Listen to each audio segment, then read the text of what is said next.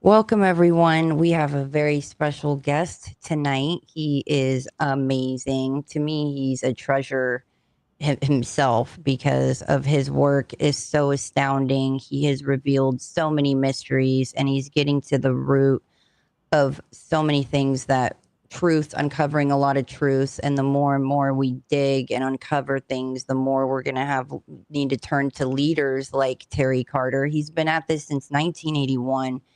You know how you can, like with navigation, when you're driving, you can choose like different, you can have like Mike Tyson be your like navigation voice. Like, I want Terry Carter to like be like, his voice is so infectious and it's so enthusiastic.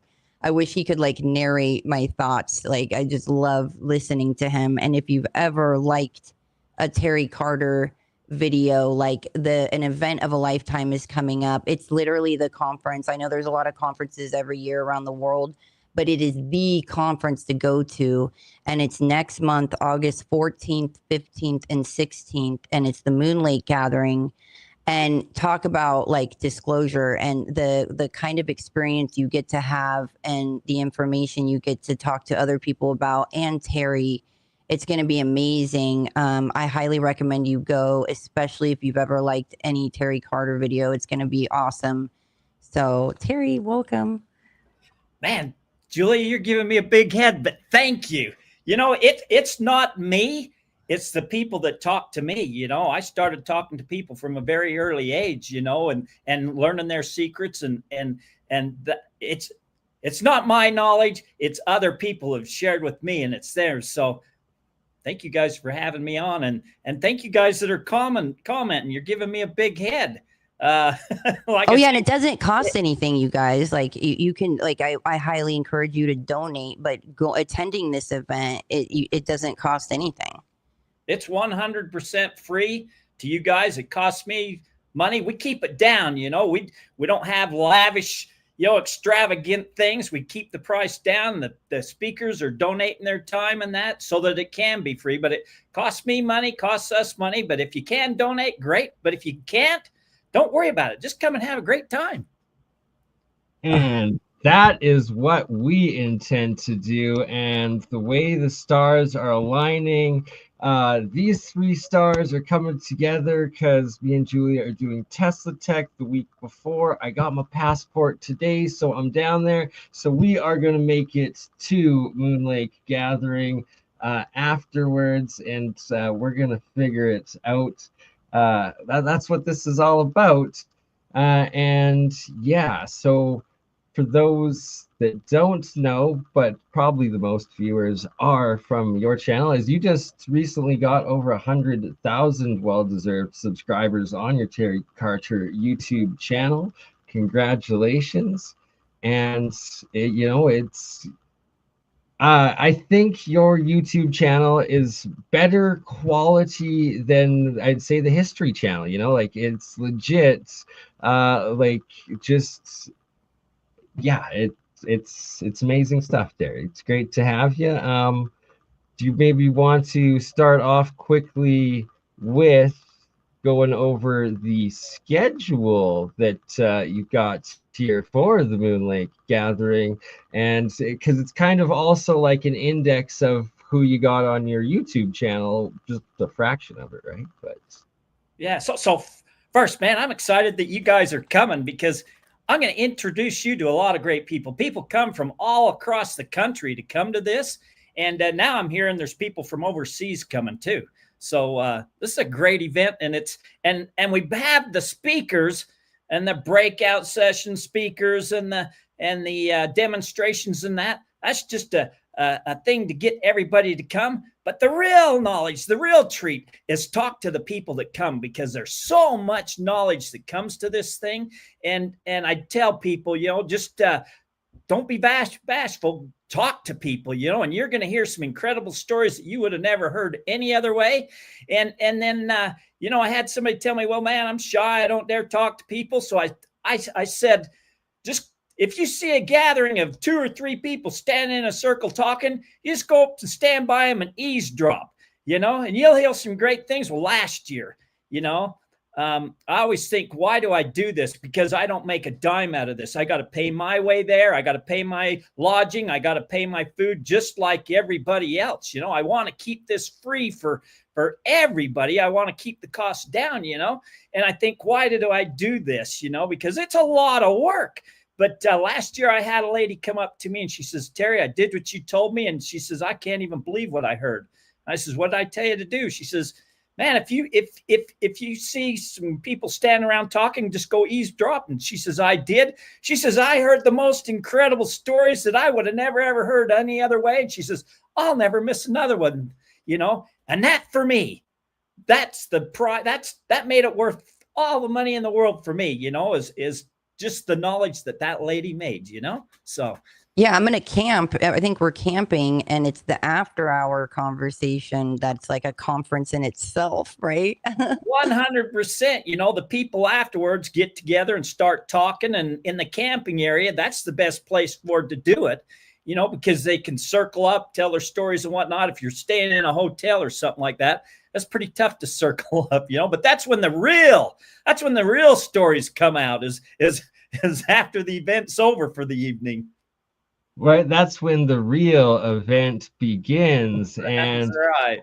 I will probably have to share my pterodactyl thunderbird story during this time. And it's one I've been in a lot of the Badlands, a lot of backcountry, a lot of the Canadian Rockies, and it's like I thought these things were insane. I thought they were made up, but then you experience it in your own real life, and it's well, now great. I sound like the crazy person, so I don't talk about it too much because already on like my own work with the alchemy and different breakthrough sciences and free energy stuff that I'm involved with, it's like there's already so much shade, like doubt cast on that it's like I can't go full woo-woo and tell all of my stories all the time, because it just gets used to discredit or attempts of discredit. You'll be like, this person's just insane or whatever. So I don't mention them too often, but it's like I've got 2 separate Sasquatch experiences, stories that I will also, happily share and hopefully inspire to, those. So presenter wise, who's presenting, Terry? So before I get to that, man, Bernie, I just want to say, I know exactly where you're coming from, because I had an experience happen to me that I thought, if anybody else would have told me that, I thought, you're nuts. You were on drugs or something, but I had it happen to me, and it changed. It flipped my whole perspective of what reality is, and it completely changed. So I know what you're talking about there, but man, on Thursday night we have open mic, and you better tell some of them stories at open mic. There's some great stories come out on that. So. Right, and it's exactly that. And right, already in the comments, mushroom trips don't count, Bernie. And it's like, no, that's why, no, 100% was completely sober each of these times. And it's like, you don't talk about it unless you're in the right environment, and I happily will share. But once you get those experiences and have the new perspective of what's actually possible, what's real, and not limit your own bias, you're able to see the world and the environment with new eyes. And then when you go back to certain suspicious sites or places that it's just like you've had that feel like that's got to be a pyramid, or that is definitely a monolith, right? And then all of a sudden you're able to actually start picking out the details and collecting the evidence. Yeah, until you experience something like that, you just don't understand. I didn't understand. I heard a lot of great stories, but I just didn't understand. So Somebody said they wish they could come from the Superstition Despair set. There's going to be some people from the Superstitions there that have some tales to tell. And there's a lot of great stories in the Superstition Mountains. You know, there's a group there, the Dutch Hunters. They have a rendezvous every year in September. Man, it's a great time there. If you're from there, you need to make sure you make it to that rendezvous. Hey, like, so there's some people coming from the Superstitions. That's awesome and epic, because that is one of the most, not just suspect, but actual finds, right? Like, there's been some recovered Spanish gold and stuff from those areas. Yep. Yep. I know a little bit about the Superstitions, not a lot. I've been there.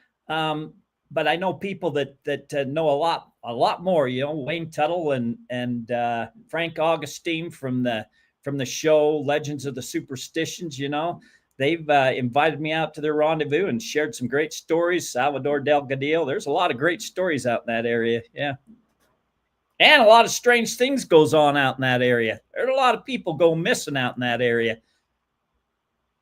Yeah, and it's like, to the average city slicker that doesn't believe in these other things, and or like believes the conspiracies, my own personal experience with the Sasquatch encounter a couple years back, I could see why people go missing, and I do now believe the stories of them like kidnapping natives and humans and like putting them in their groups and stuff for murder. Like, who did they? Yeah, I'm gonna leave it for now, but it's terrifying. There's stories of little people out there. There's stories that the giants were out there. There's stories of what Salvador Delgadillo calls the black fire Nephilim giants. They look like they're black, but they have like flames of black flames on their arms, oh, wow. You know, around their whole body, like it's a flame, but it's black, you know. And damn.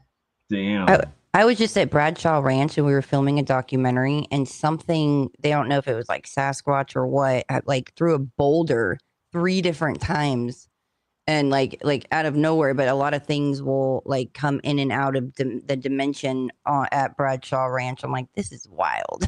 This is so wild. Uh-oh, one of your viewers is giving you the warning to not divulge secrets to me and isn't trusting of me. That's okay. Be nice to the Alchemist. Be nice to the Alchemist. I don't know any secrets anyway. My secrets is the people that I know. I know a lot of people with secrets. You know, that's my claim to fame, is I just know a lot of people. And now, Alchemist, you're one of them, Crypto Alchemist. I've known Julia for quite a while, but we haven't really talked, Julia, but I've wanted to. In fact, when I heard you talk about Tartaria, I didn't really know anything about that. And I had to look that up, and I thought, I got to get Julia to tell me that. What's going on there? Yeah, we definitely need to have like a deep dive on that, Terry. Yeah. Tartaria. Right? And because there's a lot of misinformation and misinterpretation in that community, while simultaneously a same amount of ridiculous real evidence, real discovery of these antiquitech, the energy harvesting from the ionosphere, the resonant bells, and it gets into ancient alchemy as well, but that the Tartarian area, that like there's evidence of this actual missing, wiped out advanced society. It's in Siberia, it's in Northeast Asia, directly where we were told that there was absolutely no human like civilization and history of, yet there's these different maps showing all of these past castles and cities, and now going on Google Earth, right where they have these old castles, you're literally finding satellite images of these ruins and this different ancient history that they completely Yeah, wiped out. Tartary, it was the largest empire on maps, and then it was like slowly incorporated into like, different sections of Tartary, and then all of a sudden it just kind of disappears. And it was an encyclopedia, I think in 1771, mentions it, and then there's even a CIA document mentioning to cover up that the Tartaria. And so, because there's a lot of people that will say Tartaria is a psyop, when it's like, no, hold on here. They had their own flag. Like they had a flag, two different flags, and their own government. And there was a griffin on one and an owl on another. The And double-headed griffin, though, that's the key. It was the double-headed griffin that was the original, along with the owl, right? So those were the two official empire flags of Tartary. yeah. Yeah, like I said, ask Terry about the underworld dumbs. I don't know. I don't know a lot about this other stuff. I know about, there's stories of giants in the underworld and stuffs like that. Hey, David Altman, how you Hi, doing? David. So, I've heard, and I didn't know this. I'm just slowly learning this. I've never really delved into Tartaria, but I thought maybe it would be an ancient civilization or something, but I guess it's not really that ancient. Was from like the 1700s or something like that, and then I'm really going to have to do a deep dive with you, Julia, on Yeah, that. for sure. We're going to. I can't wait to geek So out on that with you. one thing I have to just like my own opinion, but I believe this is actual fact, and that's avoided in the general narrative about Tartaria. It's sold as like this what's the words I'm looking for, utopian civilization, but the actual facts is that the Tartars and the remaining Tartars today, it was all Turkish, and that they were this Islamic Turkish caliphate that was like the like written history of what remains of the Tartar people, and that the greater Turkestan expanding from modern day Turkey all the way through Eastern Asia up into the northeastern corner there. That is where the Tartar ethnic people still remain, and they still write and use a mixture of Turkish and the original Tartar language. And yeah, so that's something you don't really hear about, but you can actually find a lot of real history and evidence on of the Tartar ethnic people. And yeah. What sounds something that sounds interesting, something right up my alley that I don't really know anything about, but I can see, man, I need to learn more about this. So, Julia, you're going to be my girl. I'm going to learn. I'm going to lean on you for this. I'll have to do an interview for you and learn more about this. Let's do it. Let's do it. What an honor. Question. Have you ever heard of Jerry Will's work? I have. I don't really know it that well. I know that he got heavy into the Grand Canyon stuffs back in the Egyptians in the Grand Canyons back in the 90s, I believe it was. Other than the Grand Canyon, I don't know what else he's, I don't really follow him, other than I knew he was heavy into the Grand Canyon, the Egyptians in the Grand Canyon. He tried to find it. They got scared off by helicopters or chased off, or I don't really remember. It was back in the 90s when that was going on. Yeah, I forgot about that aspect, and that's real awesome work that he's done, and it's a parallel experience to my friend Rex Bear with Leak Project when he went to the Grand Canyon and tried flying a drone over. It was several years ago, and it's like they had the anti-drone technology at that time, crash his drone down, and then immediately up from the canyon came a Black Hawk helicopter, and it was all on camera. And that him and I forget the other guy he was there with, they were talking about how they were followed by a couple of unmarked SUVs with guys with suits like leaving there and stuff. And it's just like it's wild, but it adds to the legitimacy of the claims there. And welcome, Ezra. We got Sarah joining us. Oh, look at that. Hello. Well, That's me and you, Terry, from Sarah, a couple years ago. Sarah, how you doing? It's been a while since, Sarah was a lifesaver for me. I don't know how to do live stream. I don't know how to, and she I know. I sent her there. I wanted to be there, but Sarah, I was like, Sarah, you gotta go. Thank you. It's so good to talk with you guys. Thank you so much for the invite. I'm honored. So back to the Grand Canyon, the Egyptians in the Grand Canyon. I've interviewed several people about that, and you're right. One couple was camped there on the rim of the Grand Canyon where they figure this area is, and where Jerry Wills was going down. And they said a helicopter came up, and they had all kinds of photos and stuff. So a helicopter came up, got so close to their tent, it blew their tent over the rim. And then everything, all the pictures they had that was on their computer got wiped clean. Ooh. And then another couple, and an older couple, they was finding things out, and the black SUVs started following them, and same thing happened to them. Their computers, their hard drives got wiped clean. And then I talked to another guy who he got a paraglider and started flying his paraglider down through there, and no black SUVs or helicopter came after him, but he flew around, and he says he's seen some incredible things. So wow. And I wonder what they do to zap it. Even a hard drive? EM weapon. It's EM technology. They have the anti-drone, and yeah, it's wild. And it's because they don't want people snapping pictures like this, where you clearly see these straight terraces. This is the Tower of Ra, I believe, and or ISIS. This is the ISIS one. Okay. And right,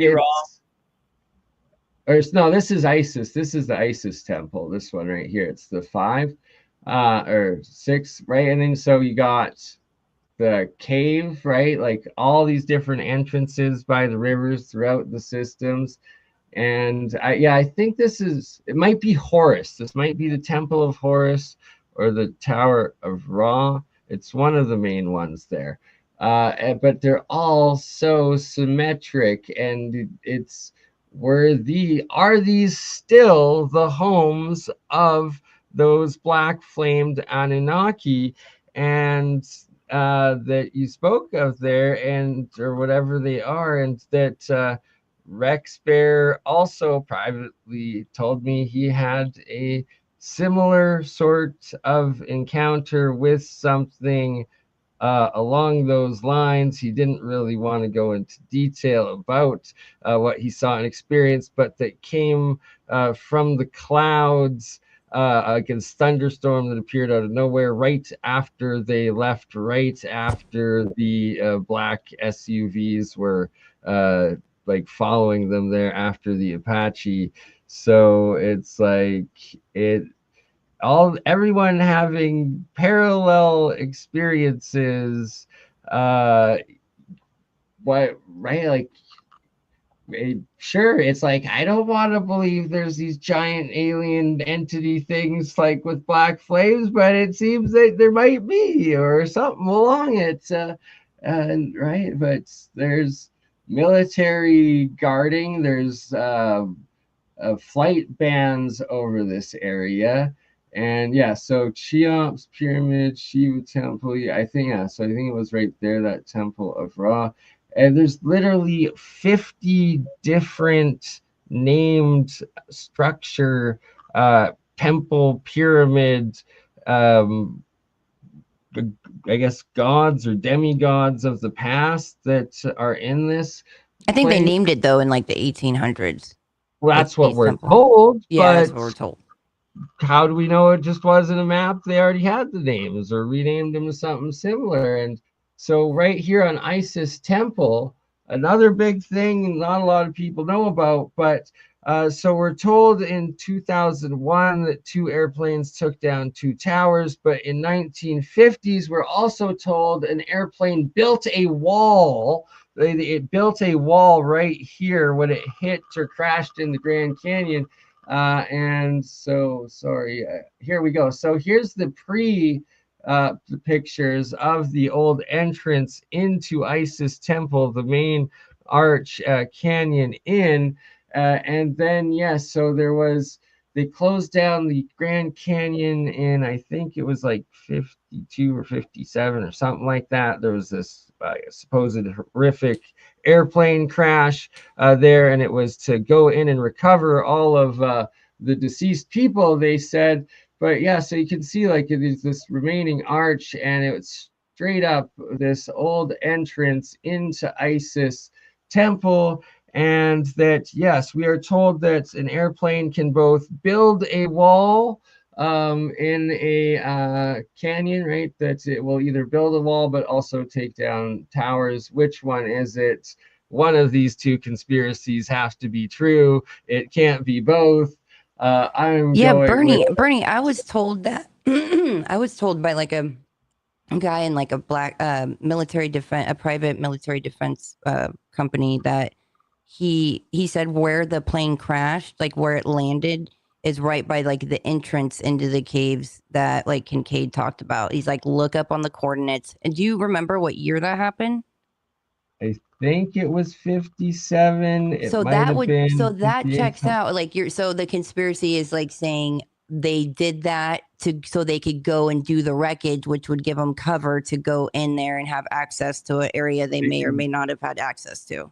Oh, wow. Exactly, and builds this wall that now exists blocking that cave that is the Oh, center former entrance of Isis Temple. So, right, so this is the pre-airplane crash retrieval, mhm. and this is ever since then what Okay. exists.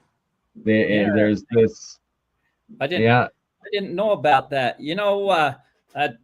Dr. Truott had friends in high places in Washington D.C. had clearances, and he got him out some pictures and stories of what went on in the Grand Canyon. And some of these pictures that are out there, they came from Truott. That came from this high clearance Dr. Laney that he knew. Dr. Laney's now passed away, but some of these stories and some of that came from there. And So, aren't there supposedly statues of like Anubis that were pulled out of there? you hear I all think kinds of that was the stories, but Kincaid. yeah, they said that there was Orient or Egyptian or Oriental like things that were in there. The Donna and Dwayne Woodward, the older couple who was investigating this and had the black SUVs, they talked to somebody there, and his brother was special forces and became a guide for the archaeologist into one of these areas, into one of these caves, and they let him go in the side of the cave. He said just long enough to see these statues, far enough, but they wouldn't let him go any farther. And so, anyways, Wow. Again, you can see here clearly there's a wall. This is no longer that entrance, and it almost looks like the remnants of carvings of statues, right? Like it's potentially the stuff that we see in Petra or in India. Shout out to Walter Bosley and his theory of a former worldwide Vedic civilization remnants that it could be. And that just like you're saying how that there was evidence of both like Egyptian, the Orient, potentially Sumerian. It matches exactly what we saw with the Crespi collection too, and that these are all potentially remnants of these great empires that were formed after the catastrophe of like the Great Flood, the Younger Dryas event, the time of whatever Atlantis was, that then afterwards there would have been these new localized, like from a one world sort of civilization into these surviving warring sort of factions, but we're still traveling around the world and would have been accumulating these different collections of what we're told are gold tablets. And are these some of these gold tablets potentially, and these crystal relics, are they the high technology of the former civilization, just like we're finally getting to now, where we're finding that the solid state hard drives are light and information frozen in crystal and gold and stuff that Right. I like to believe that, like in Egypt, what we're taught about Egypt, but that they're referring to gods and things that actually lived in America, especially like Arizona, Utah area up there. And like even Horus is depicted as his head is an Aplomado falcon, and that's indigenous to that area. Like now these Aplomado falcons have had to go because of environmental damage, like they've migrated further south, but of that kind of information of like, wow, he's depicted with an Aplomado falcon head, and that's indigenous to this Grand Canyon area. So are they referring to that civilization that lived there, that predates what we're taught happened in Egypt? Hey, man, AV Adams, how you doing? I see Jen Ottens and man, who else did I see? There were several of you, man. How you guys doing? AV Adams said something about Crespi, and I'm glad you know about Father Crespi, man. That was something that was really interesting to me. I have to state on this part that 100% there was 2 rooms filled with golden tablets that were all gold, and that is not made by locals. They did not go out and mine new gold to then refine it down into tablets and sheets to then give it away for nothing, right? Like he was literally paying them for the artwork that they would bring him, right? So that's why they made a whole bunch of the clay ones and stuff like that you're actually referring to. And yes, there was all of that, but he wasn't paying them in gold. So like, just logically, it makes zero sense that they would be forging the gold relics, like monetary. They're doing it for monetary incentive. Why would they, right? Like, it doesn't make sense. So, I happen to know quite a bit. It's been a while since I've done Father Crespi, but Dr. Paul Chessman went and visited Father Crespi, and he took Jay Golden Barton with him. Jay Golden Barton was a great friend of mine. Jay Golden Barton, give me his Jay Golden. They've all passed on now. But Jay Golden Barton, let me photocopy his journal of when he went on these trips to see Juan Moritz and the subterranean tunnels, Father Crespi and all that. And I got some of the pictures and stuff's in it, some of the video footage of that, And Jay Golden Barton says that when Father Crespi, when they went back to see him, Father Crespi told him that they stole all of his collection from him. And then when he passed away, they was trying to smuggle a lot of it out on an airplane. They figured to the Vatican. The government stopped it, so it didn't all go, but they gave it to some museum and archaeologists. The majority of it, the rock artifacts and stuffs like that, they Kim Johnson Howdy, they deemed as fraud, and so all the rock artifacts and things like that, they just crashed up and used it as rubble on their roads. And then the gold artifacts and things like that, they melted it down. They melted it down. There's some of it still survived. That went into some of the museums there, but the majority of it got destroyed. And Crimes against humanity, right Father there. Crespi was not happy about that, not one bit, that they took it from him. They barred him from his own collection. So And straight up Yeah, cover up unfortunately, right we're there. hearing about a lot of this destruction of artifacts, and it's in it to cover up the history, is what it feels like. J. Golden Barton told me that Father Crespi told him Father Crespi had quite the education. You know, he had credentials, a lot of credentials. You know, archaeologists, all kinds of credentials. You know, he knew for a fact that there was a lot of fraudulent stuffs, and he put those in one room. He put the real stuff in the other room. And he told J. Golden Barton, Dr. Chessman, you don't want to see anything in this room because that's fraudulent stuff. This is the stuff you want to see. He knew there was fake stuff.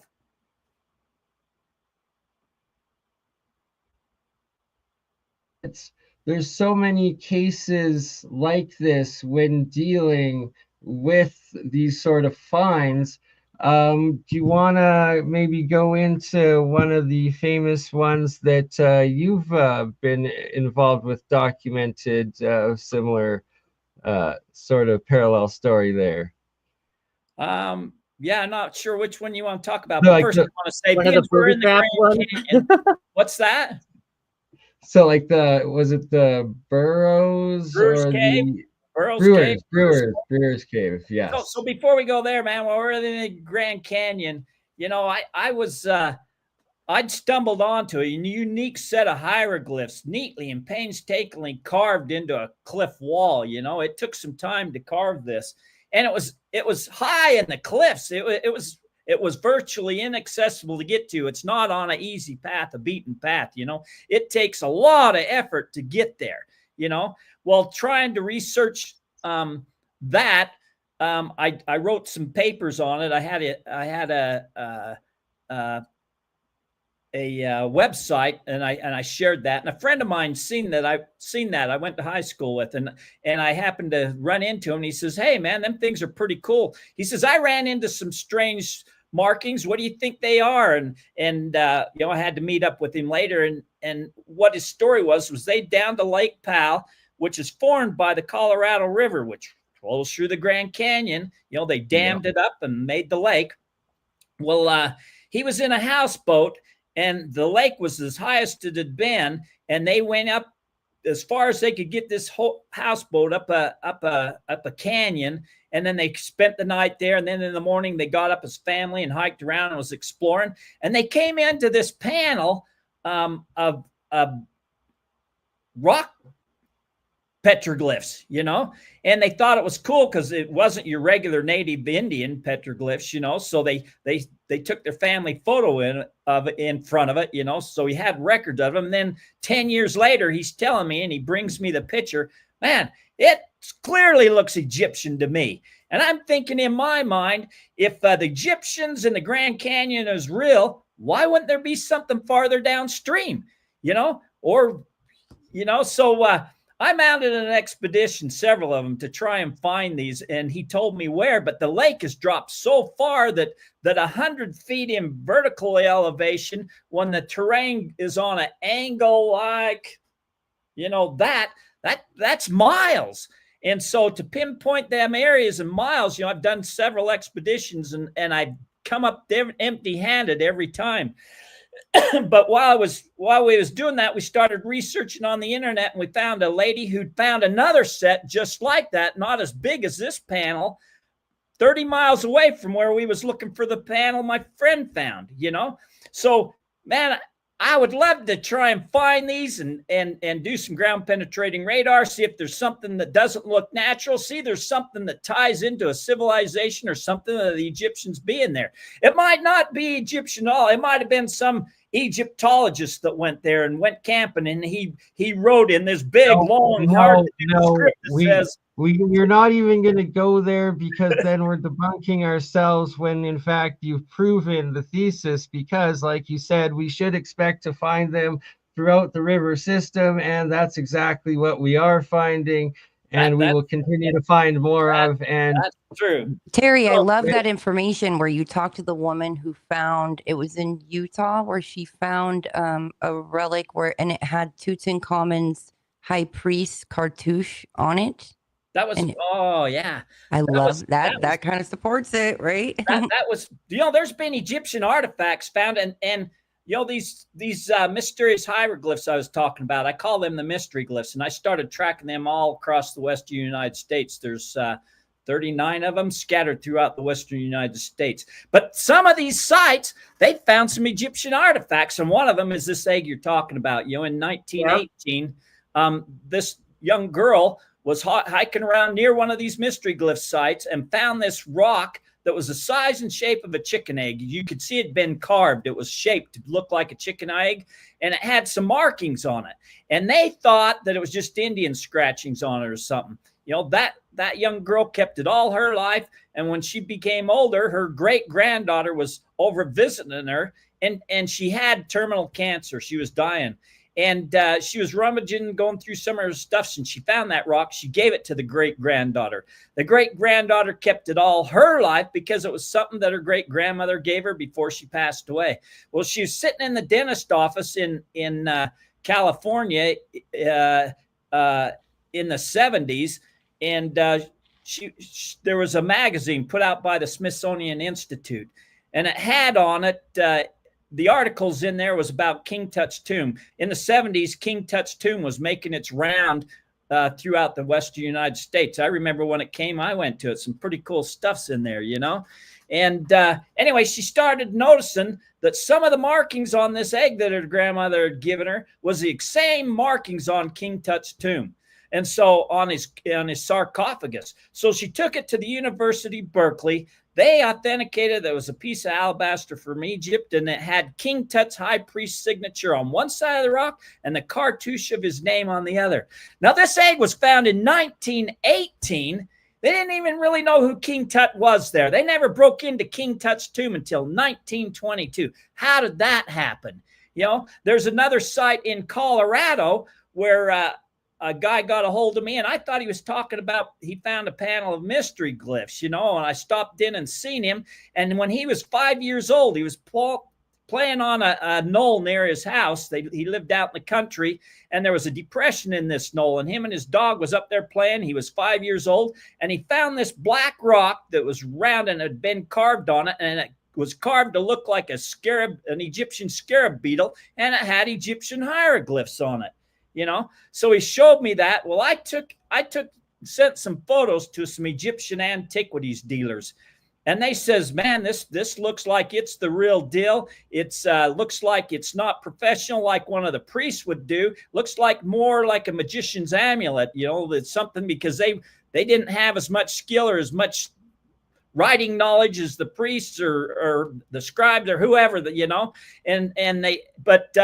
said that it had Tutmos III's name on there. So there's Egyptian artifacts that have been found, and a lot of stuff is being found, but you never hear about it. If it's on a regular archaeological dig and they come up with something like that, they don't enter it into the record books. They just toss it to the side, call it a one-off, and that's it. And that blows my mind, because if they would record this out-of-place archaeology stuff, it might paint a picture of what's going on. But because shout out to Michael Cremo and his literal out-of-place artifacts, forbidden history books, where of all the cases that have been actually reported. And it's like, that's what's so great about your work, Terry, is that you've compiled all of the different people that have now found these different artifacts and what they've got in their stories. And with AI, the fact that this is one of the actual good, positive, useful tools when it comes to helping us in the long run verify this stuff, is that it's connecting to all of the actual timelines of when these artifacts are found, what's on them, and then deciphering the different languages, and that a lot of them are these proto ancient languages and the different evolutions and thus time frames of them, and being able to like verify that yes, this one is real, yes, these ones are fake, but and then all of these ones are definitely real, and then it's like it's going to give Well, and this it's like, level of authentication. sorry, And just to, continue. I apologize, just to intersect, it's also like talking about the details of the depictions that we're seeing in this, in the origins. Like, beautiful example, when I was in Utah, the Conklin petroglyphs and the very like, right, almost alien like influence that's heavy in there that they don't address and they're not talking about, is really interesting. And then it's like getting into the specifics of sort of some ancient languages as well, and the connections there. Right. And so I just, so I can move photos on. This one right here is one of the images of one of the Crespi collection golden plate. Yep. tablets, right? And it's like, oh, look, when we actually look into it, we've got Brahmi and Harpin language proto into half of this tablet. And how the heck could have some supposed indigenous tribal people from the early 1900 in Ecuador manage to accurately write all of this stuff down? No, they didn't. Like, it's like this, and just more and more examples of this happening in confirmations, and then with like a actual AI, honest AI, right? It's that we got to create our own and feed it all of the information that it's taught off of, and not let it be influenced and programmed to give the narrative as all of the open source ones currently are. But yeah, let you guys continue. So yeah, there are a few things that get cataloged and into the record books, but the majority of that out of place art stuff, it doesn't get cataloged. It doesn't get shared. It just doesn't get entered in the real, the books. You'll never hear about them. We'll never know about them. The pictures that they could paint, who knows? It might not have belonged in that archaeological setting, but those people could have found it somewhere and brought it in. There's still a story that could be told. So exactly, right? And that it's like, it's just as useful for verifying what is fake, so that time and resources aren't wasted on funding scammers, and that verifying all of the legitimate real ones, because it's like at least 10-20% at the minimum of these things are real discoveries and real artifacts and being suppressed, and that is what needs to be funded. And humanity deserves its real history now, and the control and the lies need to stop. Oh, Terry, one of my favorite stories that you did was about the guy who lived in Manhattan Beach, and he went out to the desert and he laid down on like a bed and like disappeared from reality. And he got shot at, like. Yeah, Oh my God. he sat in a giant stone chair. Yeah. Yeah, I was like, I want to find where these stone chairs are. I have to get there. He's gonna be there, so I'll introduce you to him. Oh my God, he's alive? Yeah, he's still Oh my alive. God. And he'll be there. Oh, I cannot wait. Yeah, so Oh, man, I was gonna say something else, but now I can't remember what. Oh well. This is a random thing while I was out there, Terry, because I was running around, obviously, around the gathering.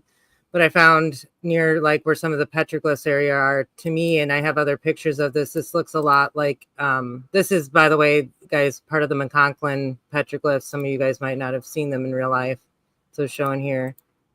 Well, those are another part of Utah. And you're talking about the McConkey Ranch, and Yeah. you guys got to go see them at McConkey Ranch. They're the most spectacular petroglyphs in the whole United States, in my most humble but accurate opinion.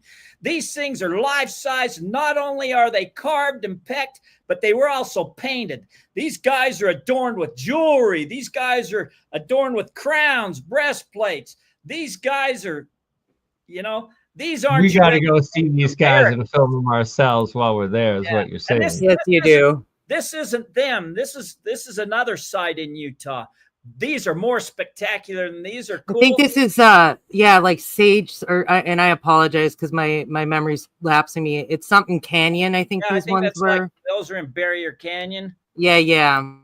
So yeah, you definitely got to see those petroglyphs at McConkey Ranch. They are spectacular.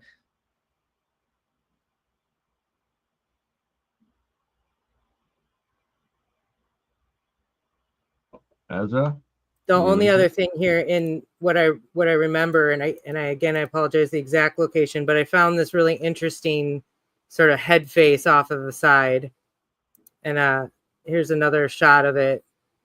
I don't know if you can really see that, but there was definitely a section that had fallen off here. And again, it's not the best picture, but it very much, you've got eyes here, nose structure, obviously the elongated head. But there's just a lot of really interesting, and it continues. A lot of things continue to be found out there, especially because of the remoteness. You talk about it being a challenge to get to most of these areas, needing four-wheel vehicles or getting out on foot.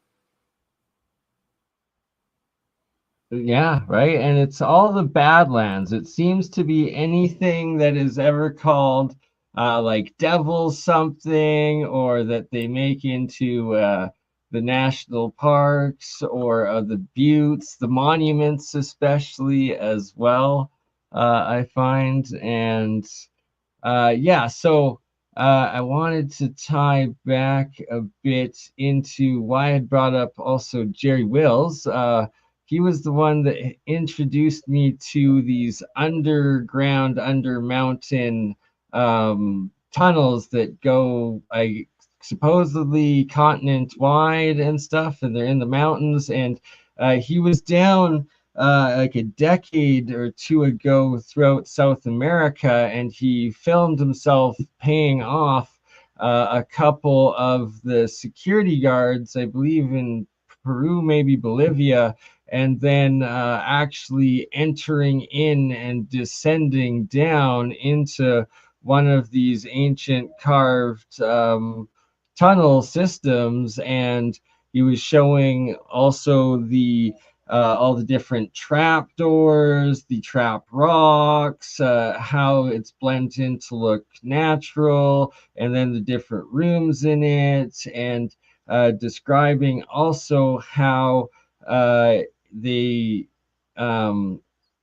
connect to, in Peru, to some of the now Spanish church cathedrals that were built over top of the megalithic sites and stuff. But I believe I myself might have found one in the southwest of Alberta in the Rockies here, and that we're going back to explore it soon. But that's what appears to be a reptilian head.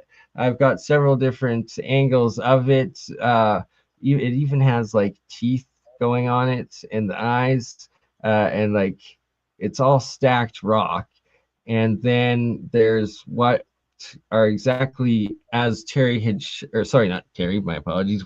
Jerry had shown, Jerry Wills, in the it was in the mountains, I guess Bolivia, somewhere around Lake Titicaca, but they also connect to supposedly throughout Mexico and those pyramids, but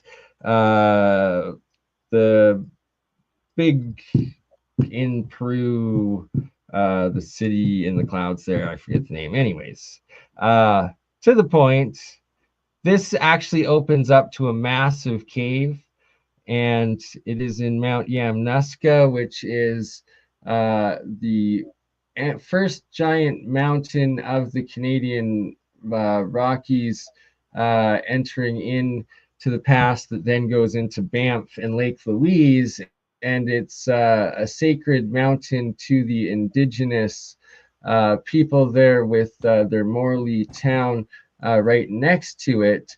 And that it was my dog that ran up and found this cave hiding with this, and that prior to us finding this guy, uh, so here's a little picture of it going in.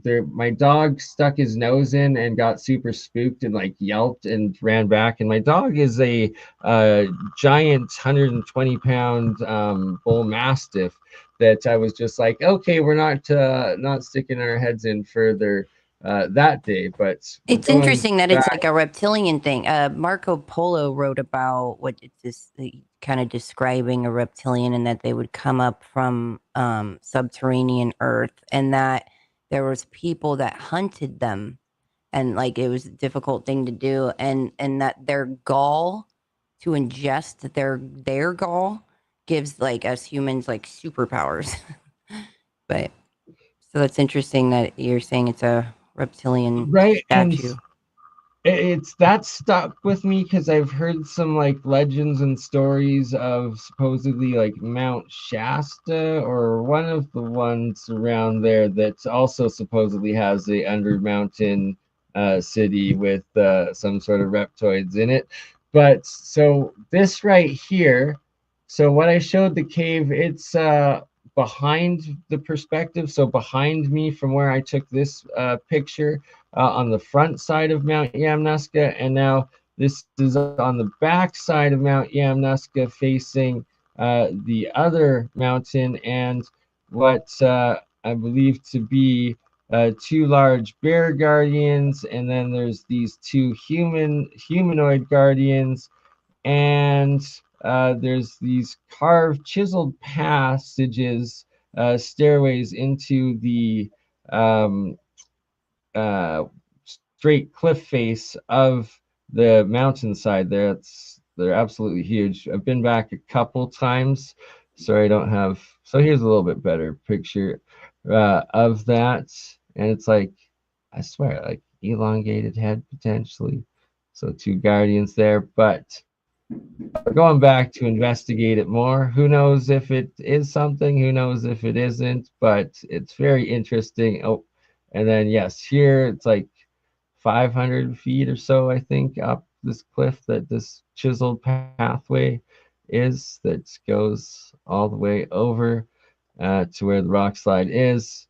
And we're at least going to go back at the end of the summer with a drone to try to get close up uh, video and pictures of it. But it appeared that like this went into like a crack in what appeared to be a cave, and then the opposite side of it is this parallel carving and path that could possibly go into a cave entrance there. And between the two is a massive rock slide, and it's what we see. These massive rock slides we always see, especially down in your guys' neck of the woods in the canyons, where the indigenous ancient cliff dwelling rock castles and houses and stuff where they're old hideouts. And then it's like right in the center, usually, of the canyon, you'll have like what looks like a blast out with this rock pile. And it's like, is that hiding the old entrances potentially of these underground system cities that they speak about in their legends of the ant people and the other entity people, giants Terry, and with all stuff, the right? You information know? you've heard about giants, like, were they always like cannibals and evil? Did you ever come across any information about giants that were protective or guardians or anything positive? Yeah. Yeah, there was the Navajos said that there was one that came and used to visit them all the time, and just before he passed away or disappeared forever, he came and partied with him spent the time with him for a week, and then went off and said he was going off to die, and died. And they never ever seen him again.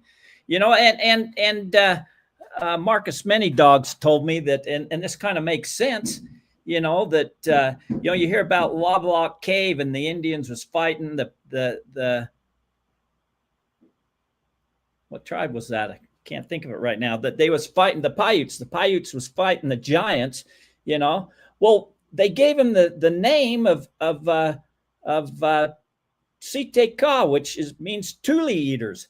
If these guys are cannibals, why did the Indians call them Tule eaters? So is that a real story that they was doing cannibalism on them, or is that just an excuse that the Paiutes made to justify or whatever? However, Dan Dillman, who will also be there, his family, they uncovered some giants, and they found a big quarry of a bunch of bones of the Native Americans that they could tell had been cannibalized. Somebody had eaten them. So, I think it's just like us, we got good people and we got bad people. Right. Sure, but you never giants and bad giants. But you never hear anything about it. And so Catalina, there was so many giants that were found, and Ralph Glidden really was the one to dig that up and get all those giant bones together. And there's legends of that. There's a portal. That's why there's so much activity in and around Catalina of all these USOs like coming up out of the water. And these accounts go back so many years, and that and that there was giants there to guard this portal in and around Catalina. And I was like, dude, so I'm always looking for positive information about giants. It's just really difficult. I'm like, I bet Terry knows. He's got to know. You did. Thank you. There was somebody, I forget who he was, Bog something, said that he rides his horse around the Four Corners area and has seen Egyptian stuffs. Man, take some pictures and share with us. Take pictures and share. Yeah, open mic. We'll see you on the 14th, man, at 4 p.m. Yeah. You come share it. Should bring your pictures. Anybody, right? Anybody that has amazing information. I mean, it's got to be related. Don't be, talking about you went deer hunting, and unless you've went deer hunting, you've seen Bigfoot, then you can talk about that. But it's got to be out of place. Giants, treasure, UFO. Bigfoot, strange encounters, something like that. But yeah, come share your story. There's a lot of people that love to hear your stories, and there's a lot of great stories that come out of this open mic. Stories you wouldn't have heard any other way. So that is true. I can back that up. It was a wonderful experience, and something I'll never forget. Did you camp there when you went? Actually, I did not camp there. I was lucky to find a family that had a really cool setup on their farm, and got to stay in like a little studio setup in the back. And it was very close to the gathering. And then, as you can see, I got to explore it at the same time. And Terry and I connected right away, and just made me feel super open. I really appreciate that. I mean, it was such a joy to get to know you and your family, and then everybody. It was just so welcoming. One of the best experiences. I really wish I could go, Terry. I've got a really big new project happening, and Bernie was like, "Are you going?" And I went to my business partner. I'm like, "Can we go? Can we go?" He's like, "Sorry, we don't have time." I'm still bringing you. You don't have a choice. I'm gonna talk Kevin into it because you're already coming to test the tech, and well, Julia's coming with me, so I know. So now we have to go, right? It's right now, yeah. Julia, you can convince Kevin for me. That'll hands down. He'll be like, "Okay, I'm going." Dude, yeah, let's go. Tesla Tech and then Moonlight Gathering. Just let Terry convince us all by going over all of the speakers here quickly while I pull up some more pictures. So, one of a kind again, and I just actually I actually hit all my lives, but I ended up posting it. I put up the live from from Moonlight Gathering a couple of years ago. So it's the only live on my channel right now. So for speakers, we got Wayne May, who's the owner editor of the Ancient American magazine, and he had all kinds of people coming to him with artifacts that their families had found, out of place artifacts. He got things that came out of the mounds, got stories of giants, got the Indians, the Native Americans started coming to him with their oral traditions. And so he's got some incredible stories, and I think he'll be bringing some artifacts of some incredible things that he's gotten a hold of. And then we got Dan Dillman. He's the one that his family uncovered some giants. He's got photographs of them. He's got incredible story of what him and his family did. He was on the History Channel show in Search of Aztec Gold. Anyways, he'll be speaking. And Lon Childs, him and his dad, they had some property in Kanab, Utah called Three Lakes, where they figured a lot of people converged onto there thinking that that's where Montezuma hid their treasure. And they went going after it. And a lot of curses happened to them. People ended up dying. A lot of bad things happened. He's going to be talking about that. Dustin Eccleston, he's the Utah president of the MUFON Association. He's going to be talking about that stuff. Warren Gettler, he's an investigative journalist. He was a journalist for the Wall Street Journal, Bloomberg Report. He wasn't just a local reporter. He was he found out about the KGC, the Knights of the Golden Treasure, and he started using it in his investigative research and figuring out if this was a true story or not. And what he found, man, shocked him. And he got involved with some treasure hunters, and he helped organize that. They found a massive treasure, and they brought in the FBI to do it legally. Wow. And the FBI... And they stole it, right? The FBI stole it? The FBI stole it from them, and they couldn't prove it.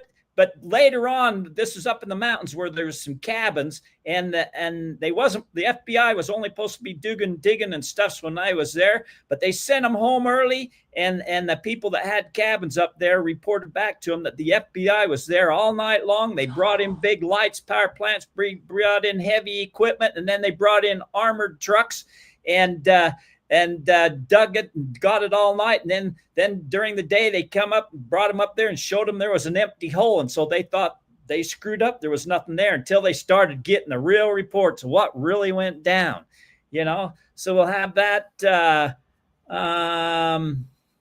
Fisher Metal Detectors is going to be there. The manufacturer. I don't know if a major manufacturer's ever been to Utah metal detectors, but the Fisher Metal Detecting Company is coming there, man. They're going to teach people all about metal detectors and the right way to do it and all kinds of things like that.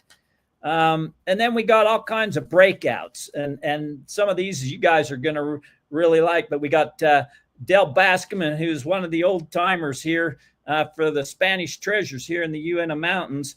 And when he was younger, he interviewed all the old timers and got to learn. They told him their secrets, and now he's the old timer, and he's sharing that stuff with us. It's they're supposed to be in the Uinta Mountains, all kinds of Spanish gold bars, which I'm looking for in the Uinta Mountains. Robert Kreider, he's a Bigfoot. He was really a treasure hunter, but he done a lot of Bigfoot investigations. He did some major studies for some of the universities. He collected samples. He got all kinds of things, gave them to some of the top people, the top researchers for the Bigfoot community, and they lost them. They disappeared them.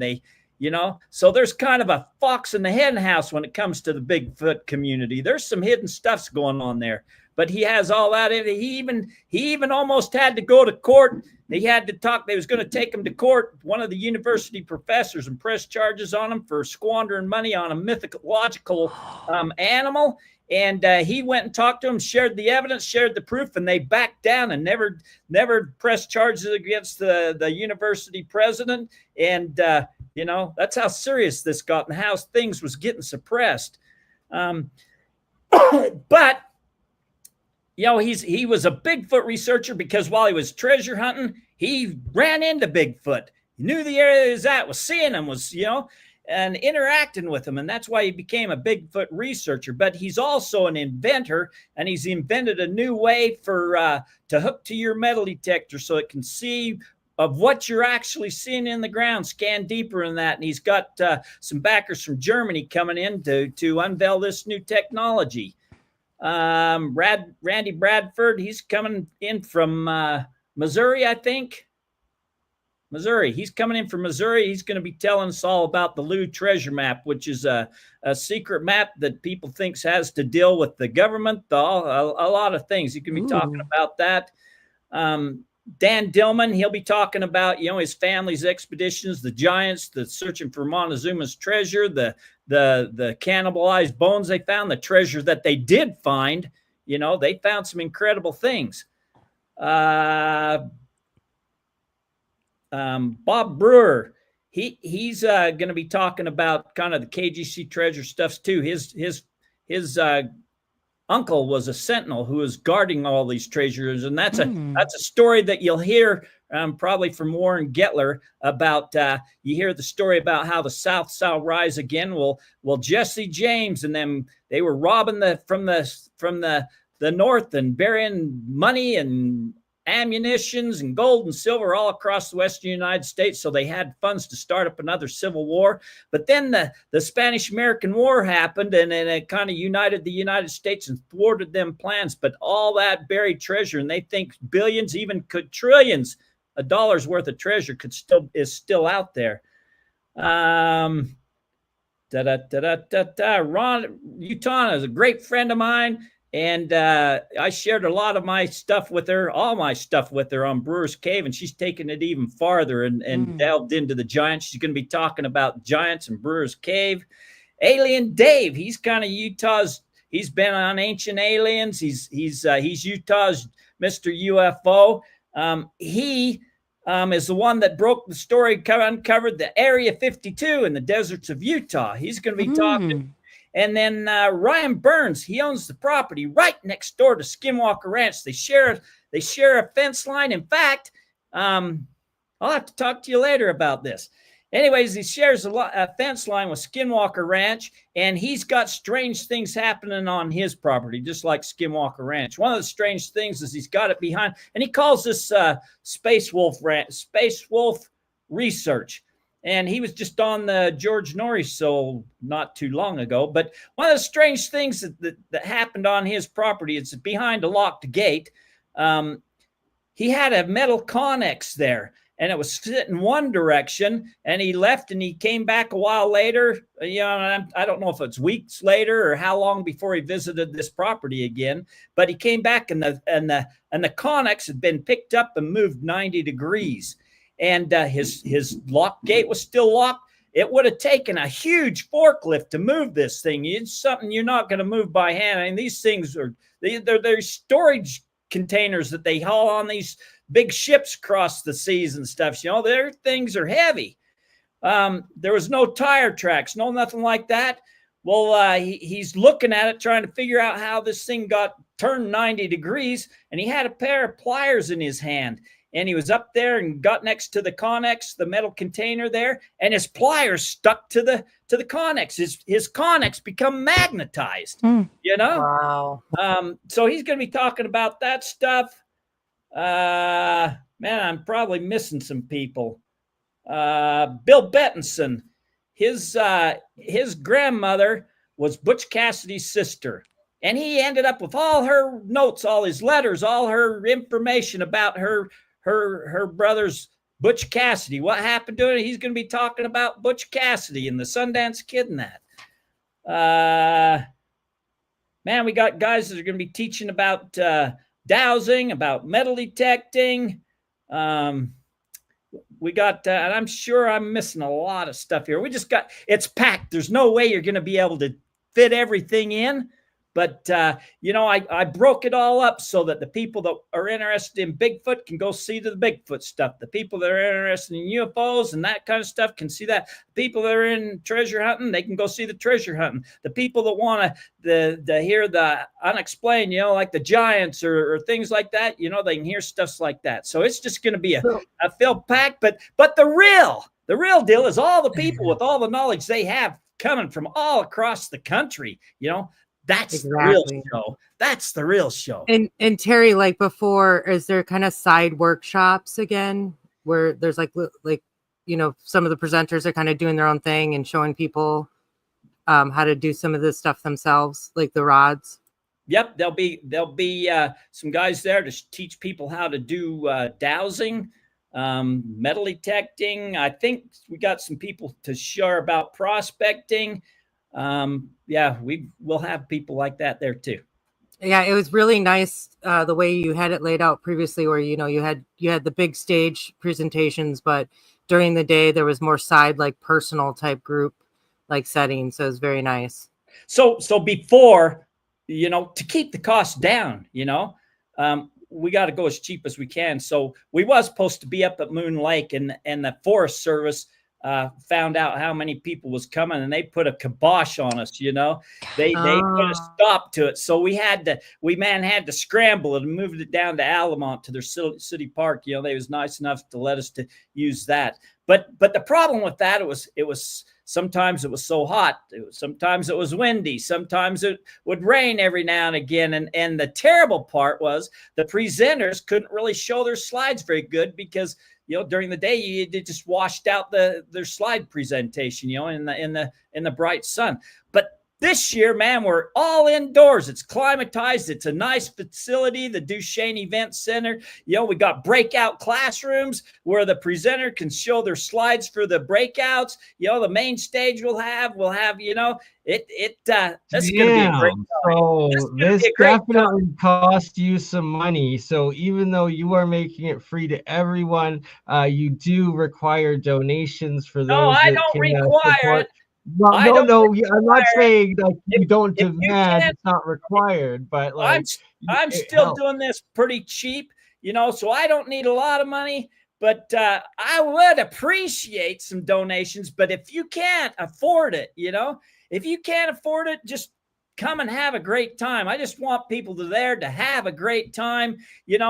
Plan on camping if you can't afford it, to save money there. We'll have food trucks there, but man, it's cheaper if you bring your own. So plan on that. If you don't, whatever you can do to save. Wait, are there showers? Like, I don't, are there showers at the campsite? No, because this just in the, there's not. There is a bathroom. All right, nobody. If you guys come up to talk to me, keep that in mind. There is some out dirty. where they'll have some running water in some of the outdoor restrooms there. In the area where the camping is set up. On that note, anyone that wants to donate to help me and Julia be able to rent a hotel room just for one of the nights in the middle, so we can shower. I can shower, so that we can keep running the media team, because it's free, so we're able to make it there. Because I'm already down there, right? So we're doing it. And we're going to help Terry broadcast just like we are right now. Wait, if we were to fly in, how far away is the nearest airport? Salt Lake City. It's about 2.5 hours away. Okay. So yeah, Julie, if you need, I've got a motel room, me and my wife. So if you need to borrow that, for do a shower, you can do that. I hear someone says there's a creek river. Okay, Bernie can bath in the river. We're good. You got it. There's a river right there. There's a river right there. So also, I don't care who comes and films this. If you've got a YouTube channel, if you've got a social media channel, and you want to use this as a meet and greet for your people and have a meet and greet, man, use it as your meet and greet area. You can film whatever you want, live stream. There's only a couple people that I know that says they don't want their presentation filmed, but they'll let you know before they start their presentation. But everybody else, man, live stream it, video, talk to people. If you want to have a meet and greet with your group, man, do it. Do it on my dime. Oh, this is amazing, Terry. You are such a legend. I feel like you're a national treasure, I'm like a not a world national Serious. treasure. treasure. You're a No, national seriously. My treasure, national Terry treasure is Carter. I know a Yeah. lot of great people like you guys. Oh, I'm this is Exactly. telling you, amazing. genuine Treasure of of the book. genuine, and You- proves it in real life. It's seriously one of the best experiences. These people are really true to what they're saying and what they're doing. Well, thank you. And I we did are post a going to map help of you the too. area, if you want, in the back of the city park where it's at, the little We're, town. we're not in Altamont anymore. We're in Duchesne this year. We Oh, got a oh, killer deal. You know, nice. we got this event center, and it is a nice event center. We got it cheaper than what it cost to rent the porta potties last year. So now we'll have indoor. Oh, perfect. This is What going to be that is Oh, amazing. climatized. This is going to be climatized. This is going to be nice. and Like is that. it All Fort right, that's Duchesne? epic. You got an event center for cheaper than the price of last year's porta potties. That is a win right there. They were generous to us. I feel so blessed. Because it just wrapped us into a more of a first class event. So man, I'm excited about this year. I don't have to fret that we're going to have a thunderstorm roll in the middle of the event or something. Dude, all I know is that I want to wake up in the morning to like Carter's voice telling me affirmations and starting my day. Like that would be amazing. I really think we got to really market, we got to capitalize on your voice and energy, Terry. It's glorious. I I love always it. thought I had a stupid voice. No, my But God, thank no. you. No. Thank you. Is it Fort Duchesne, Terry? No, it's just Duchesne. Okay. Uh-oh. All right. Ezra's giving fake news, fake knowledge there, so we're gonna remove that for a sec till I'm you just get the trying right to one up. get you guys away from there, I'm just kidding. You know what? I want to say one thing. I had, a couple of years ago, I had somebody say, and there'll be people there trying to hawk their books and blah, blah, blah, blah, blah. And I'm thinking, that's about the stupidest thing I've ever heard, Yeah, these authors are going to be selling their book. They're donating their time to us to come and speak That's to you. independent business, right? Like But that's but why wouldn't you pay somebody for their lifetime work, their knowledge? You can Right. get what took them a lifetime. You can buy their book and shortcut your memory. That's about the stupidest comment I've ever heard. If there's somebody there that's got a book that's interesting you, man, you need to get it and shortcut your knowledge. If it doesn't interest you, don't buy it. Nobody says you have to buy a thing, But for that comment, I thought, wow.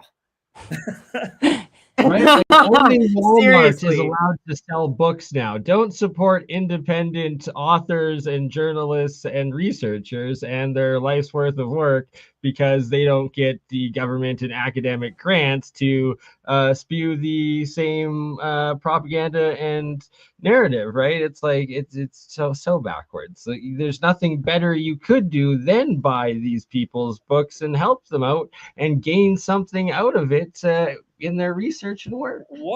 100%. They're donating their time. They're paying their own way here. They're paying their own food, just like everybody else, so that everybody can enjoy this. There's nowhere you can go to an event like this for free. That's it. Exactly. That's the place, the Duchesne County Centennial Event Center. The other town I realized is really right on the back end of Skinwalker Ranch. I did not realize that. Yes, it's closer to Skinwalker Ranch. Yeah. But this is a bit further, but not like this whole area is actually really nice. And I actually found when I came out this way, I found like a local couple who's renting out their little cabin in the back and not far from this area. So you can probably find setups like that too. And yeah, it's definitely worth it. Get out there.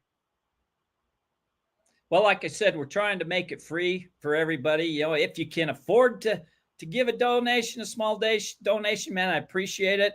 But if you can't, don't worry about it. Just come out and have a great time. Meet a lot of great people. You'll hear stories that you would have never heard any other way. You might even see some artifacts show up that you would have never seen any other way. you know? So I would say definitely one of kind stories. I don't think you're going to hear this anywhere else, not online. Get in Well, person, people. maybe online, because me and Julia are going to try to share this, and we've helped well, Terry figure out the multi-streaming so we can put it on Terry's channel too. That's true. well, That's thank true. you. Well, thank you. So there is, you know, there's a lot of people that are pretty secretive, and they'll tell a few people, but they won't tell you on camera. They might tell you to your face. You know, there's a lot of that. You know, there is a lot of people that they don't want to be on camera. They'll tell you the story, but they don't want to be known who they are. You know, so. Oh, But the main exactly. And speakers, Yeah, those are the ones yeah. I really want to talk to. Yeah. The so people that And don't, I'll that introduce never you want to anyone some. to know. Okay, I'll perfect. introduce you to some people that's got some incredible stories to tell. I have many people's secrets that I will never ever tell. It's like it's just the trust you establish when inversely also when working in like the breakthrough technology and classified sciences and occults with the alchemy stuff that I do, and with APEC and the different research groups, that it's 100%. It's the after the public recordings, then what's comfortable to be shared unpublicly, and then the trust that comes with telling those, and to be able to always and no matter what respect the wishes of the person giving you the information, as if you're signing a legal NDA with them, or like, you know, like at least that's how I try to keep it, and it's the sign of your word is what you are, right? 100%, you're right. You know, your word is your bond, and your integrity is everything, and you got to honor them wishes. You know, if so, yeah. And it exudes off of you. And again, I can't tell you the energy and the genuineness from all these people that I got to meet. And Terry is the #1 most genuine guy I've met in a long time. I'm not. But thank you for saying that. But no wonder I like you. Instant buddies. Got so much more I need to share. So someone earlier on your channel was saying, Terry, every Thursday you going live. Maybe not every Thursday, but if you're down for it, we should definitely do this a couple more times leading up to Moon Lake, if possible.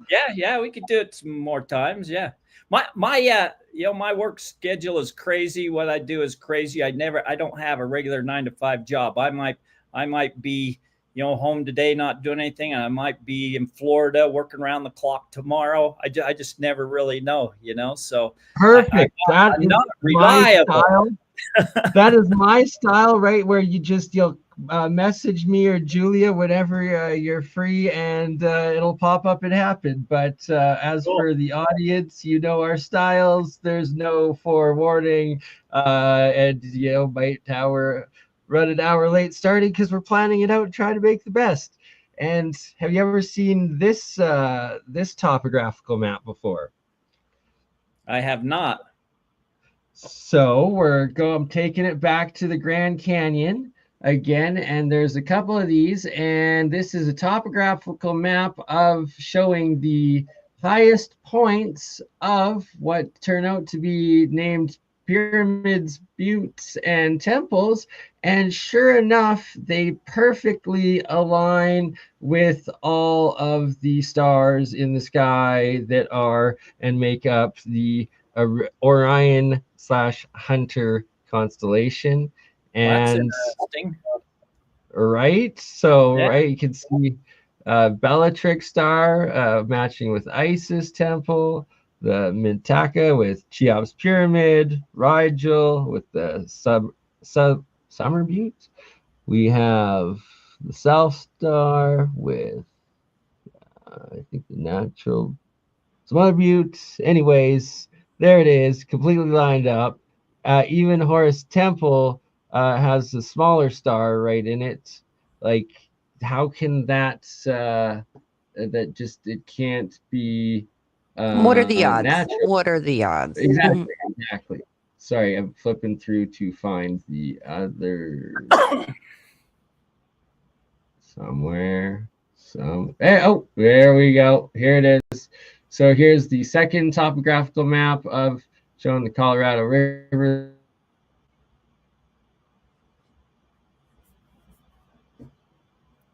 Makes you wonder if the big fire in the Grand Canyon was to cover anything up. And the Isis temple right there, one of the key parts of both the star system and the layout of the Grand Canyon, and perfectly at its top. And like that's not coincidence. That can't be natural. And so again, like when we actually look at these things, the amount of 90-degree angles, like sure, there's like probably hundreds of thousands, if not millions of years of natural wind and water erosion, plus whatever catastrophe from when these were built, but rivers did not carve out complete 90-degree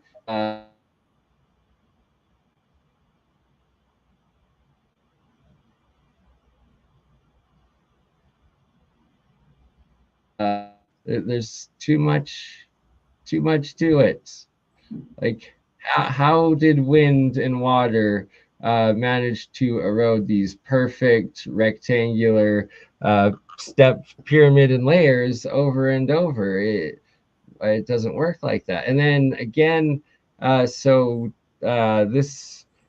Orion constellation continues. There's several alignments throughout the Four Corners area, and that I think it's called the Orion Zone is the book by, I forget the author and researcher who published it, but yeah, again, showing another one of the alignments here.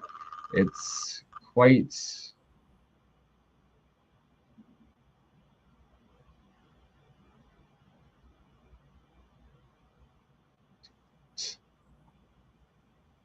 are they eroded former temples and monuments to giants and demigods, or just previous human civilization?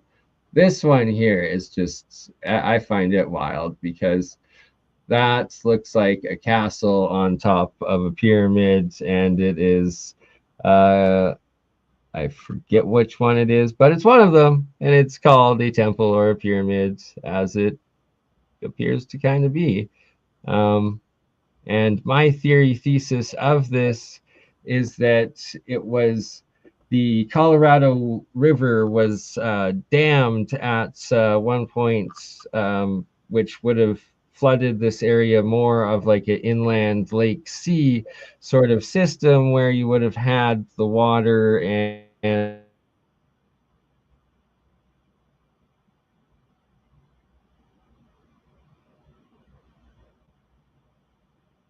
oh, still there? Okay, still here. You was breaking up a little bit there.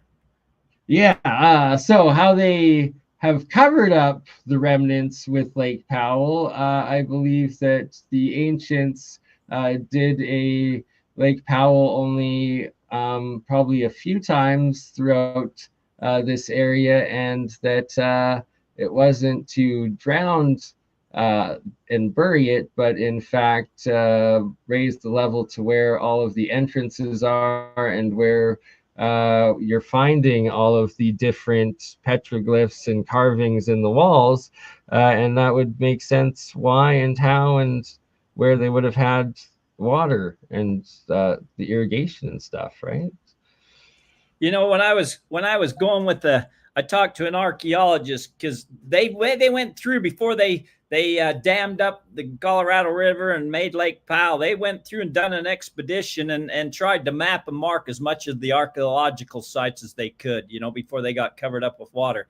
And so when I talked to an archaeologist about these Egyptian hieroglyphs that this friend of mine found, he says it's got to be fake, because first, there was never any Egyptians here, you know, intercontinental travel, that never happened. But second of all, you know, they mapped and cataloged every archaeological site in that canyon before they flooded it. So it's not on any report. So man, it was made after they mapped it, you know? And so I'm thinking that is so vast, so desolate. Them canyons are so, you know, I mean, there's no way in my mind that I thought they could map and catalog all of that. And I was down there when I went on my expedition to try and find these Egyptian hieroglyphs. I went into the museum there, and the lady running the museum there told me that she found an ancient archaeological site that they didn't know about, which told me that statement that archaeologist told me was not true. You know, if she found an archaeological site that they didn't know about, and they even named it after her, you know, that proved that statement right there false. And so that guy telling me that them Egyptian hieroglyphs can't be right because they was already mapped and it didn't show up in any reports, not true. And it's like there's also a good probability that there's been over, you know, the probably even 100+ years, if not longer, intentional subversion to make sure that all of the Egyptian hieroglyph finds that have been found don't make it into the public report. Well, you know, you had there was a regime in there that had an agenda that there was no intercontinental travel before Columbus, you know, and to prove that, you know, you had the cocaine mummies and the Egyptian mummies with the tobacco in them. Those people that come out with them findings, they were top in their field. That's why people would bring this stuff to them to have it tested, you know, forensically tested, and they accidentally come up with that stuff and they reported it and they crucified it. They tried to make them out as quacks. They tried to make it out as, you know, they don't know what they're doing. But yet before that, man, they was the top in their field, you know, and that's just how they operated. And so it got so that these archaeologists was afraid to report anything that was out of place. That's why anything that was found out of place that didn't fit the narrative of their dig, it got tossed and never got put into the records, was because they didn't want to face the scrutiny that would come down on them for that. But to back them up, you know, to help give them a little bit of support, there is a lot of fraud that has been created, you know, and so they do have to deal with that. And so to combat that, they just categorize everything a fraud. But, you know, not saying 100% everything that found is legit, because there has been a lot of fraud. I caught people doing some fraud. So exactly, and that's what it's all about. And it's like there's always scammers, and then there's the frauds that are put out by the system as counterintelligence directly for covering up the real ones. And like, look at this, like this is a perfect step pyramid right there, just with a bunch of debris on it, and it's right by this perfect rectangular mountain thing. It's just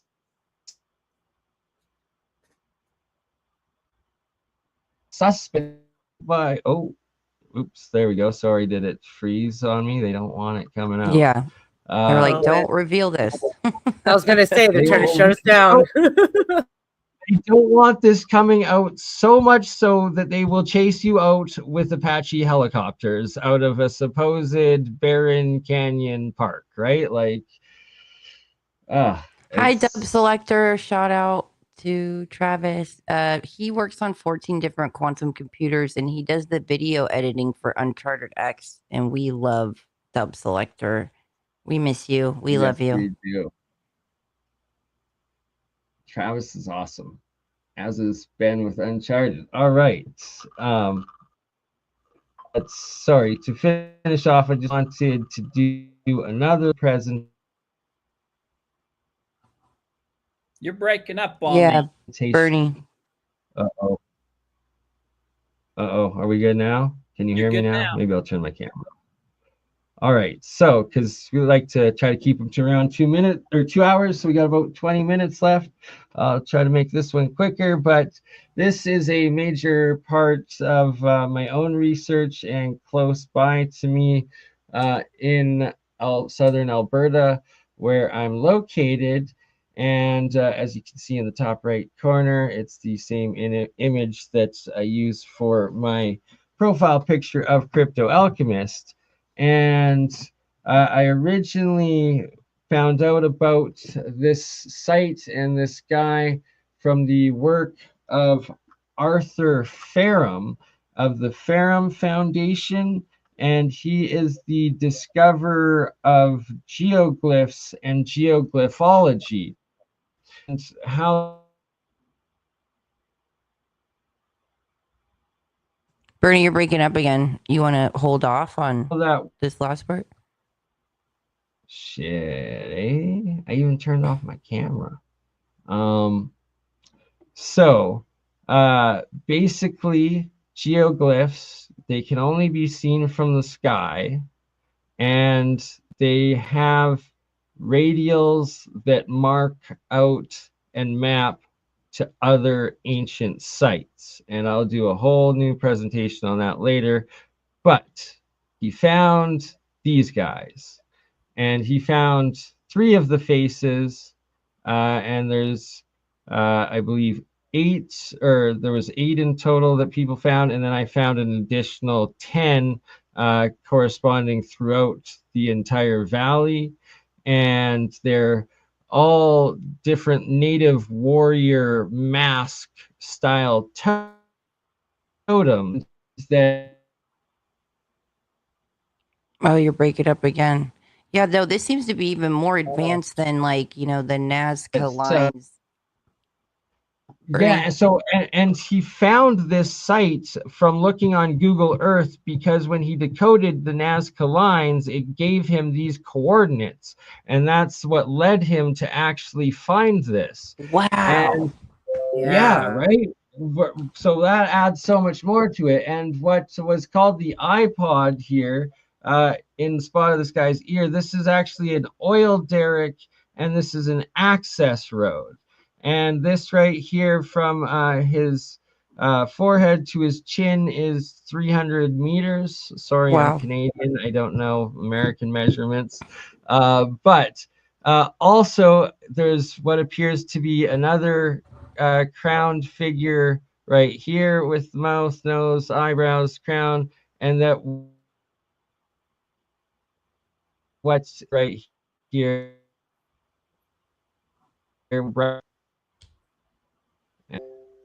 Uh, and it's other presentation I've done in the past, and we'll do again off It of says the 300 meters equals 984 feet. Wow. yeah, so quite large. So here's a larger image of the area, and as we go along, I'm showing that there's from several different angles that it's more and more defined, that there's no way that these are just pareidolia, and that it doesn't matter what time of year you look at these. Sorry, okay, so right, so this one being in the summer, again, why it's green, all of these different images, obviously. We lost you.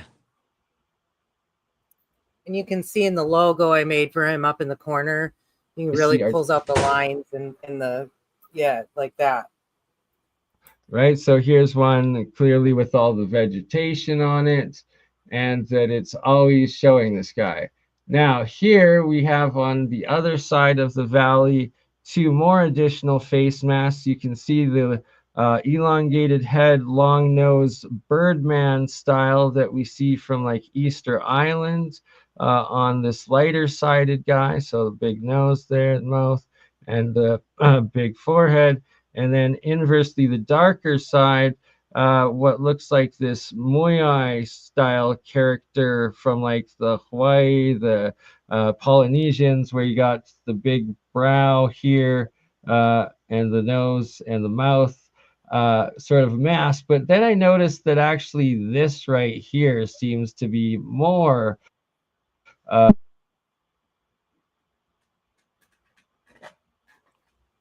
Bernie. Bernie. We lost you. Devil. But I went to the geoglyphs in Blythe. A lot of people don't know about the geoglyphs in California, and I noticed the way I felt when I went up, like right. There's one that's like 170 feet, and it's like the outline of this giant human, and the way I felt, like physically, like I got these tingling sensations everywhere, like down below, and then my head was tingling like everywhere. I was feeling like a heightened sensation, and so it just made me wonder, like, what's beneath here, and what are these Yeah, indicating? like what's the soil property? Obviously, Right. there's a lot of quartz, but other stones and their properties of how they influence. So I'd be curious about this site as well. Mm-hmm. Like, I don't know, Bernie, we So can't this is hear you. can't hear. Can you hear me now? Can you hear me now? How about now? Yeah, now I Now it's can. better. It's Now it's choppy. better. Yeah. Okay. So this one's known as the Aztec or Mayan feather headed or feather serpent headed headdress, and you can see there's like the eyes, the nose, the mouth, the chin, and then you have this headdress with this dragon or feather-like thing coming out of it, and it's work done by Arthur Fairham again. He covers, and this is the access road. And then we have what appears to be another guy here. But I was like, I'm not going to take the word for it. I'm going to go to the site myself and investigate these. And when I did, that is where I found the real evidence that this is definitely not a pareidolia. And show that right in. If it's not going to freeze and you can still hear me, this is what the hills are made of, and it's from top to bottom parallel terraces, these ancient parallel terraces, all the way from the base of these hills, and they're about 1.5 meters in height, and you can see that they actually extend to every directional face of the hills themselves. The rancher, the owner of this property, he had come out and was talking to me, and I brought this aspect up to him, and he like laughed at me like I was crazy. He's like, "My family didn't make that, ain't dad? These ain't." I'm like saying that you have nothing to do with these terrorists here also do not, and that you can see that they're actually covering the entirety of every single one of the hills that make up these valleys that, when seen from above, are indeed these different face masks and totems that are geoglyphs. And shout out to my moms who took this picture. That is me right there. It's just for a bit of reference and scale when understanding the size of these massive geoglyph sites, and that yeah, it goes on and extends throughout both of the valleys that have these different indigenous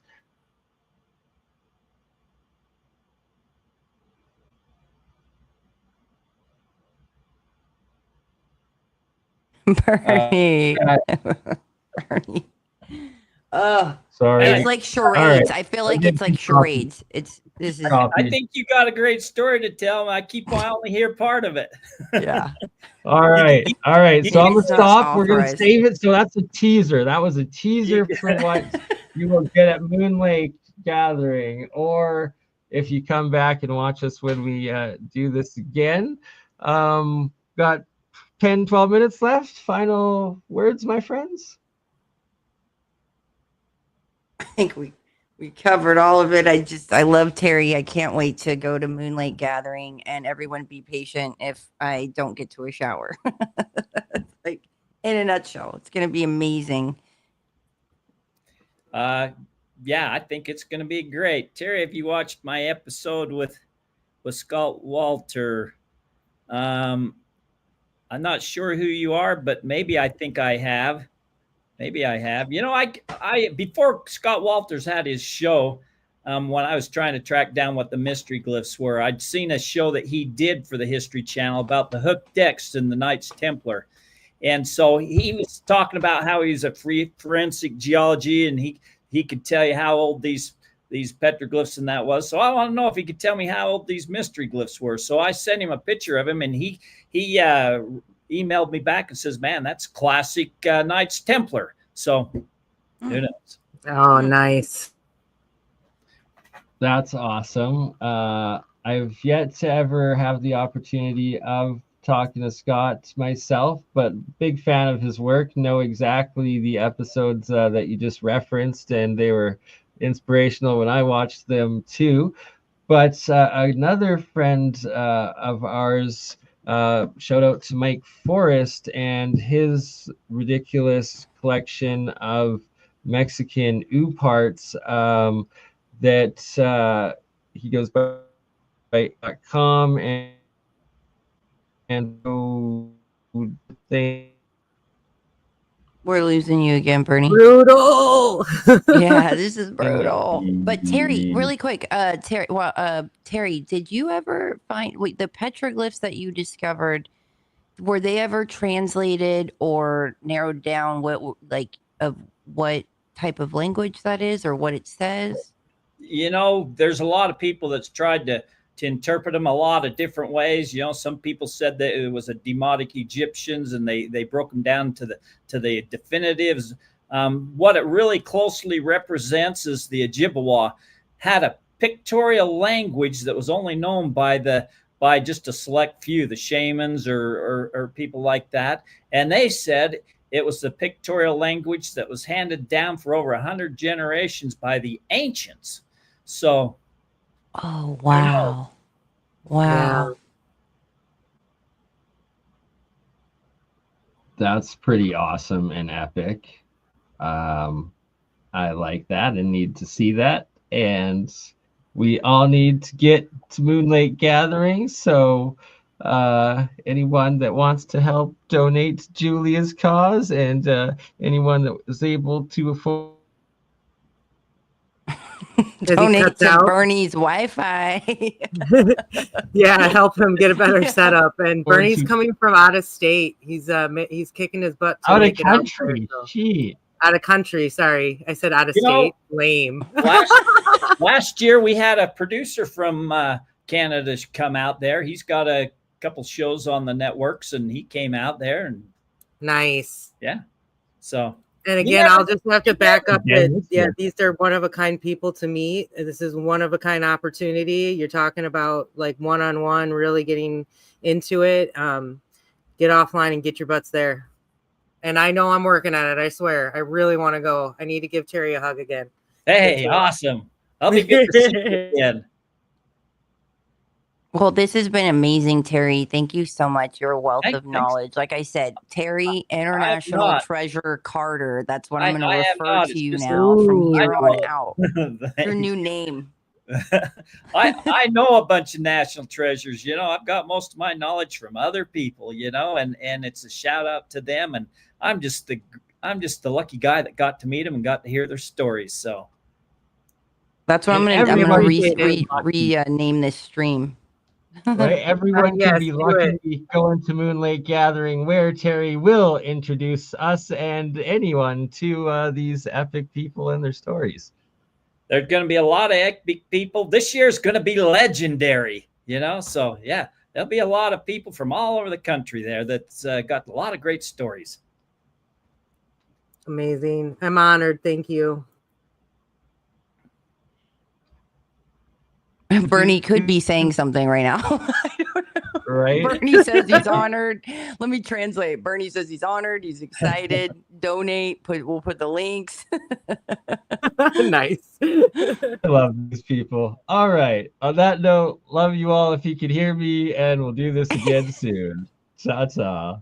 You crazy mother. Yeah. It's just Bernie.